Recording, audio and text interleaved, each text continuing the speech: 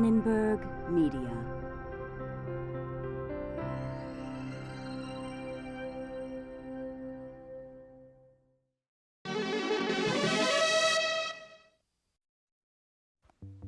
How do we actually make decisions? What effect does the group have on our judgment? I just will not tolerate that kind of behavior from you. And as a result of that, What mistakes do we commonly make when we negotiate? What conditions would make this student believe her own lie? Experiment, because this one wasn't boring at all. No way that he's going to look at your bill Judgment and say decision that it making. has any credibility. This time on Discovering Psychology.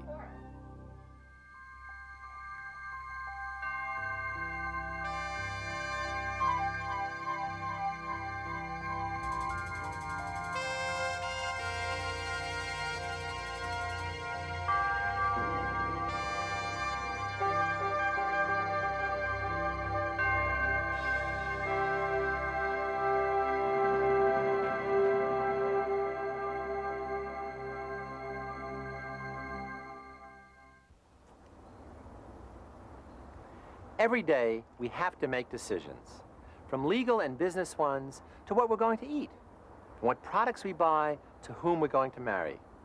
No matter how uncertain life is, we have to act decisively, time after time, even if it's just hiring someone else to make our decisions for us. As a species, we like to think of ourselves as pretty good at this sort of thing, but then in comes a bunch of psychologists to tell us we've been living a pipe dream. Much of their research has cast grave doubts on the rationality and wisdom of our decision-making, revealing the failures of human intuition, even when it comes to the best and brightest among us. Traditionally, social scientists identify two reasons why people lapse into irrationality. First, there is the influence of the crowd. As part of a mob, the individual can no longer think independently or clearly. In the extreme case, mob psychology becomes mass hysteria. A second view, held by Sigmund Freud and others, argues that people stop being rational and become bestial when driven by primitive needs that demand immediate gratification, sex and aggression. To Freud, society's task is to control these animal urges by socially appropriate rules of conduct. Today, cognitive and social psychologists look for the origins of irrationality or mental fallibility elsewhere, within the very processes of the mind itself. Fundamental to the way humans make judgments, inferences, and decisions are mental strategies that can be biased. When a systematic way of thinking is responsible for an error in judgment, it's called a cognitive illusion. Not that there's anything wrong or irrational with using these kinds of mental strategies. It's just that people don't always discriminate between appropriate and inappropriate conditions for using them. In fact, human irrationality and stupid decisions are cut from the same cloth as human reason and wise decisions. Let's see how. Amos Tversky of Stanford University and Daniel Kahneman of the University of California, Berkeley are two of the world's leading researchers studying how and why people make illogical choices. Maybe we can begin with the big question. What contribution has psychology made to our understanding of judgment and decision-making? There are two approaches to the study of decision-making. One, which has been called normative, asks the question of how we ought to make decisions. What is the nature of rational decision-making? The second approach, which we call descriptive, asks not how decisions ought to be made, but how they're actually being made in practice. Well, the major theme of psychological research, as it turns out, is that the normative model of rational and coherent decision-making isn't a terrific model of how people actually make judgments and decisions. When people are put to the test, then it turns out that although their intuitions are often correct, they're also often systematically wrong in ways that are predictable and are quite systematic. Now tell me, how are we going to prove to our audience that they're not as logical as they think they are, that their everyday thinking often departs from these normative rules of rationality? Well, actually, it doesn't take very complicated questions. We use quite simple questions about which people have some intuitions and impressions, and we can compare the way that people approach these questions to the way that they should approach them. And while you try to solve the problems, we'll also show you some of the responses of people we taped earlier. Okay, first we have two questions which have to do with making judgments. Number one, are there more words in the English language that begin with the letter K, or words in which K is the third letter? K first or K third? I think that there's probably more words with the letter K as the third letter. I think it's more of the first letter. I'll go for the first letter. I would assume they begin with K. Okay, question number two. Imagine that you're about to spend a month in the Middle East. Which would you worry about more, a terrorist attack or a traffic accident? Terrorist attack. Terrorist attack. Terrorist attack. Danny, are they right? No, they're actually wrong in both cases. So there are twice as many English words that have K in the third position than words that begin with a K. And if you go to the Middle East, you should really be much more worried about getting hurt in a traffic accident than getting hurt by a terrorist attack. There are simply many, many more of those.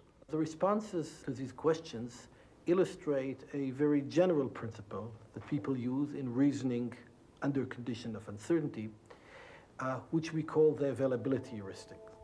Obviously, people do not know how many English words start with the letter K as opposed to words that have K in the third position. So how would they answer a question of that kind? What they do, we suggest, is they try to imagine examples of words that start with a K, such as key, what have you, and try to think about words that have K in the third position. Now, because it's much easier to think of words that start with a given letter than words that have that letter in the third position, they come with the impression that there are many more of them. Danny, how does this notion of the availability heuristic help us understand the Middle East example? Well, again, it's the same thing. We assess the probability or the likelihood of an event by the ease with which instances come to mind.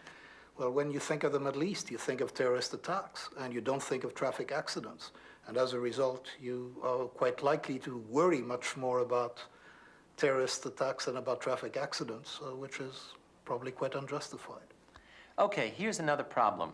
This one about making inferences from evidence. Here's a brief description of a woman named Linda. We'll ask you some questions about her. Linda is 31, single, outspoken, and very bright. She majored in philosophy in college. As a student, she was deeply concerned with racial discrimination and other social issues, and participated in anti-nuclear demonstrations. Now, which statement about Linda is more likely? Linda is a bank teller, or Linda is a bank teller and active in the feminist movement? Bank teller and active. B. The second one.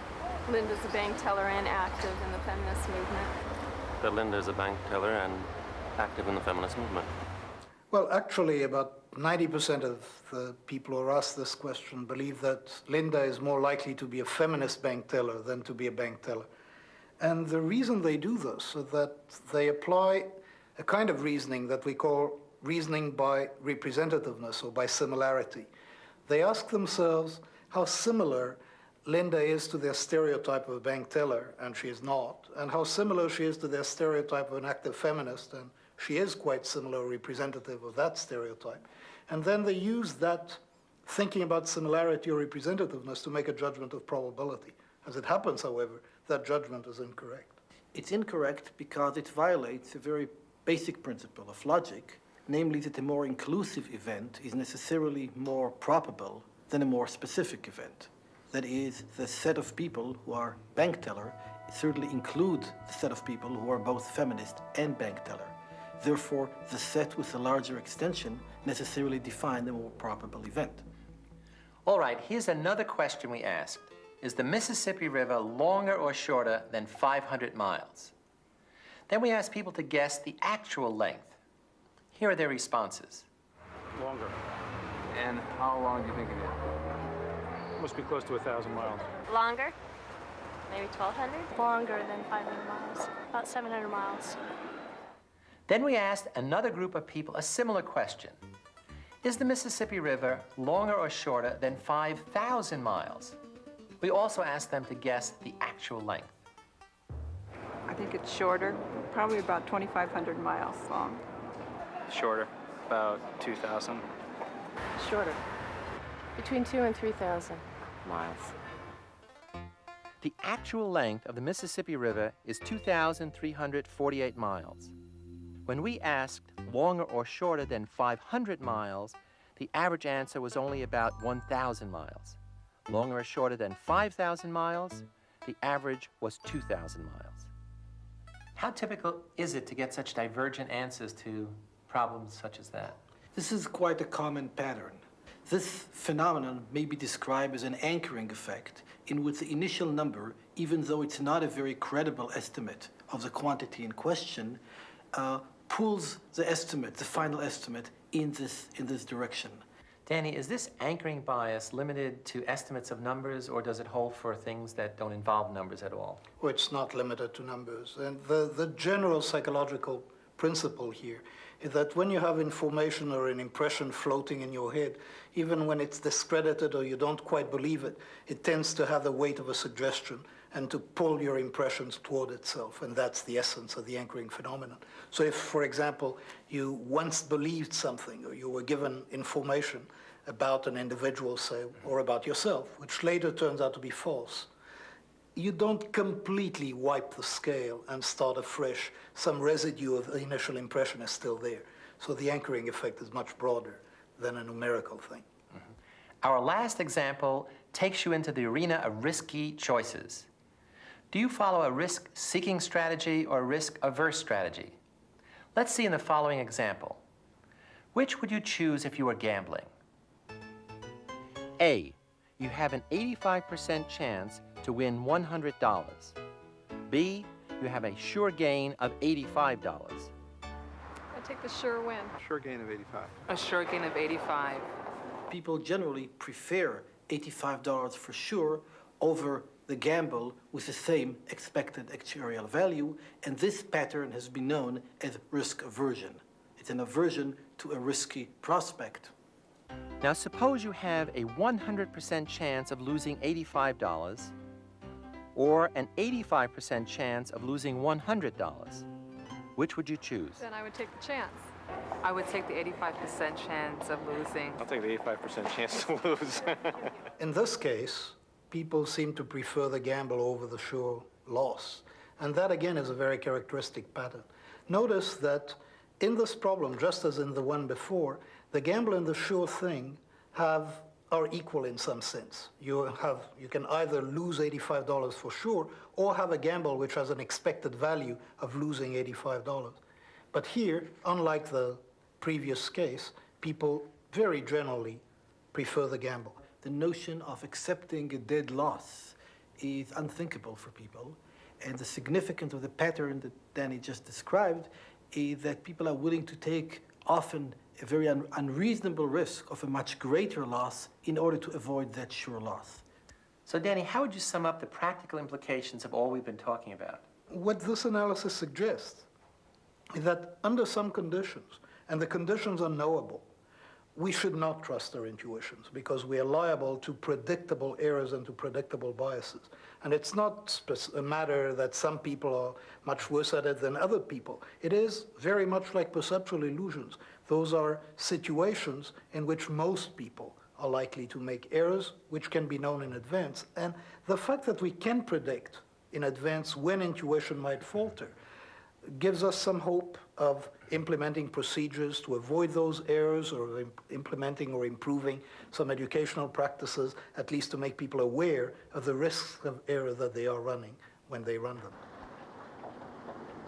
There are, of course, other psychological factors that affect our judgments. For instance, there's the dread factor. If risks are unfamiliar and potentially catastrophic, people tend to judge them as greater than risks that are familiar and or have delayed consequences. You may be terrified by the possibility of a nuclear accident and yet never think twice about jaywalking. Although the odds of a nuclear accident are only a tiny fraction of the odds of getting hurt while jaywalking. And what if we make our judgments and decisions in a group? Will that help ensure the rationality of our choices? What if we assemble a group of the brightest people around? What then? In 1960, President John F. Kennedy gave the go-ahead to the disastrous Bay of Pigs invasion of Cuba. Fidel Castro and his government resoundingly defeated the U.S.-backed invasion. It was a terrible embarrassment for the new Kennedy administration. Psychologist Irving Janis studied the records of the cabinet meetings in which the decision to invade Cuba was made and found examples of the distorted reasoning he calls group think. In this particular decision, the dominant decision rule seemed to be preserve the harmony of the group. Don't make waves. Don't raise any critical questions. Don't express your doubts. And that gets me to one of the main symptoms of groupthink, which is self-censorship of doubts. And another such symptom is a sense of unanimity of the group that's based on the false assumption that silence means consent. So if nobody's raised any objections, the assumption is that everybody's going right along with it. There are a number of other important symptoms, like the illusion of invulnerability, as I call it, which refers to the tendency of the members of the group to feel, well, it may be a difficult problem that we've got on our hands here, but we're powerful enough and clever enough so that where others may fail, we'll certainly succeed.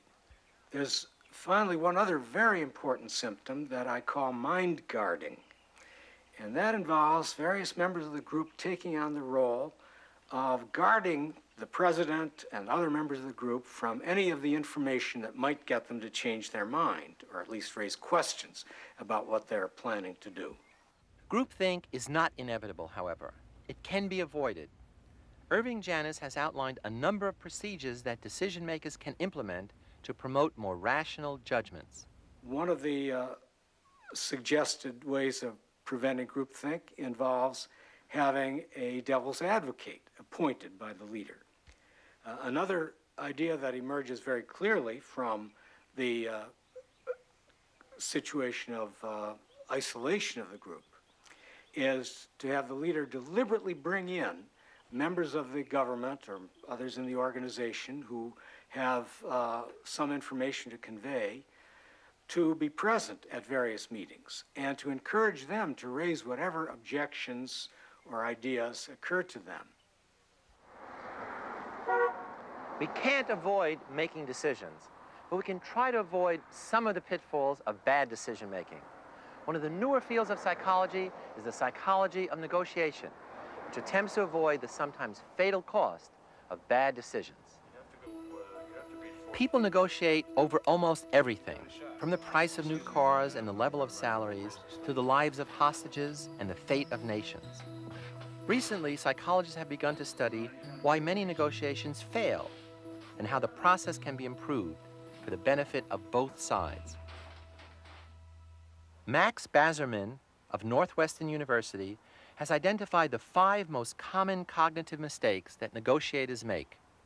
The 5 major mistakes that most negotiators make are: 1, that they fail to consider the judgments of the other side in negotiation. 2, they tend to non-rationally escalate commitment to a previous course of action and escalate conflict. 3, they tend to have a very limited frame in their perspective to conflict. 4, they tend to be overconfident that they will prevail in disputing situations. And 5, they tend to view negotiations very much in a zero-sum manner. What you win, I lose, and vice versa, even when that's not objectively true.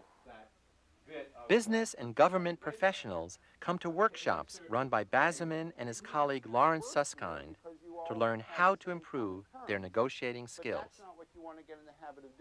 Well, Robin, your attorney called me and said that you wanted to meet with me and see if we can, discuss these problems and get them ironed out. Bazerman assigns exercises like this one. One participant plays the owner of a small business, the other her irate customer. The task: negotiate a disputed bill.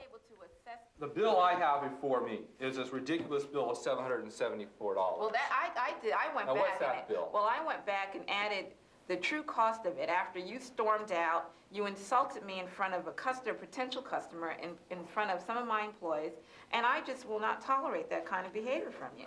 And as a Who result of insulted that, whom? You're the one. The two negotiators that were watching fell victim to a variety of the biases that we talked about earlier.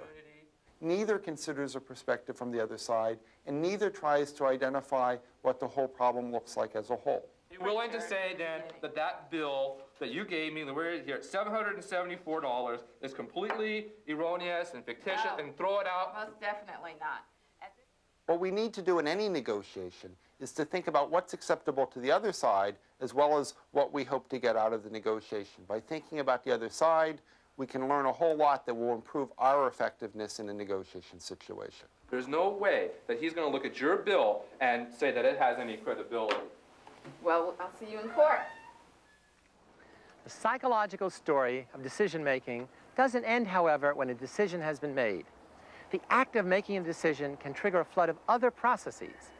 According to psychologist Leon Festinger, whenever we choose to do something that conflicts with our prior beliefs, feelings, or values, a state of cognitive dissonance is created in us, a tension between what we think and what we do.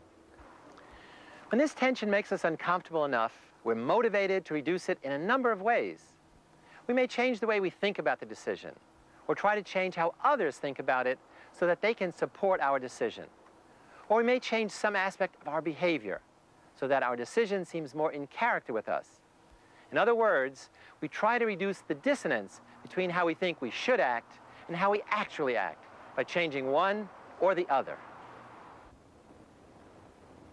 In the mid-50s, Leon Festinger and his colleague Merrill Carlsmith conducted a classic experiment in which students were engaged in very boring tasks. The students were then given a request by one of Festinger's staff. Okay, that's fine. Let me tell you now what we're actually studying here. It's the effect of preparatory mental set on performance. The rest of the subjects are prepared by being told that the experiment will be very interesting and enjoyable. In fact, lots of fun. Now I have a somewhat unusual request to make of you. The next subject is waiting right outside, but the fellow who ordinarily gives the spiel isn't here. I wonder if you could possibly take his place. As a matter of fact, we figure we'll be needing someone in the future, so I'd like to offer you a $20 retainer and have you remain on call for us. Would that be all right? $20? That'd be fine. Half the students were randomly assigned to the group that received $20 for lying that the experiment was fun. The other half were given only $1 for lying. $1 as a sort of a retainer and have you remain on call with us. Would that be all right with you? Yes, that'll be all right. The cognitive dissonance came from the knowledge that the experiment was in fact boring and $1 was insufficient reward for lying. Many of the $1 subjects actually convinced themselves that the experiment was fun after they made their decision, to reduce the dissonance between their prior beliefs and their behavior. They came to believe a big lie for a small incentive. I was speaking to a girlfriend of mine who participated in an experiment last week, and she said it was very tedious. Oh, I don't think that was the same experiment because this one wasn't boring at all. I didn't think so. The $20 subjects, on the other hand, felt no dissonance because they felt comfortable in lying just for the money. He said it was pretty miserable and that I should do everything I could to get out of it. Well, I think maybe your friend was wrong. Perhaps it was a different experiment because this was a lot of fun. It appeared to me as if it were a puzzle. We had to turn these knobs, and I tried to figure out what we were doing it for, but I really couldn't figure it out. Perhaps you'll have better luck. Other theories might predict that the man who is paid most would have the highest motivation for enthusing over the dull task and would be most sold on it himself. Cognitive dissonance theory leads to an exactly opposite prediction. The man who is paid $20 knows that the task is dull, but he also knows that he had sufficient justification for saying that it wasn't. Did you enjoy working on the manual task? Well, it really wasn't too enjoyable. In fact, it was rather boring. How about the man who is paid $1? He knows the task is dull, but he has two discrepant thoughts. He also knows that he did not have sufficient justification for saying that it wasn't. For him, there is dissonance. Time after time, we have seen what follows. He reduces the dissonance by changing his opinion about the dullness of the task. Did you enjoy working on the manual task? Yes, I enjoyed it. Would you like to participate in such an experiment again? Yes, I think I would like to. Anytime there is insufficient reward, there will be dissonance. The general principle seems to be that people come to believe in and to love the things they have to suffer for. By discovering how people actually behave and not how some theory says they ought to behave, psychology can provide guidelines to help us catch ourselves before we go astray, or redirect us once we do, if we follow them. In this program, we began in the cool cognitive climate of judgment. As we moved to decision-making with its motivational dynamics, the climate warmed up considerably. In our next program, we're going to head for some hotter venues, where motivation and emotion thrive. How we're driven by appetite and passion, blocked by fear and guilt, made joyful and sad. Next time. I'm Philip Zimbardo.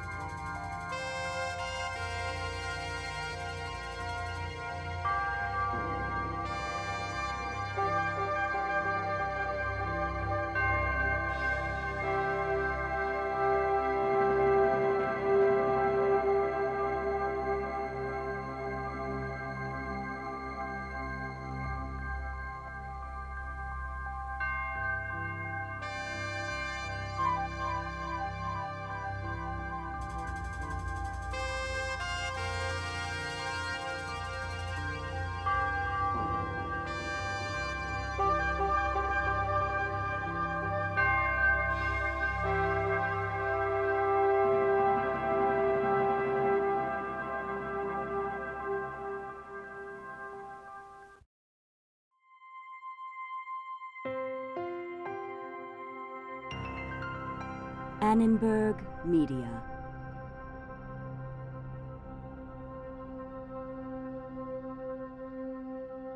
For information about this and other Annenberg Media programs, call 1-800-LEARNER and visit us at www.learner.org.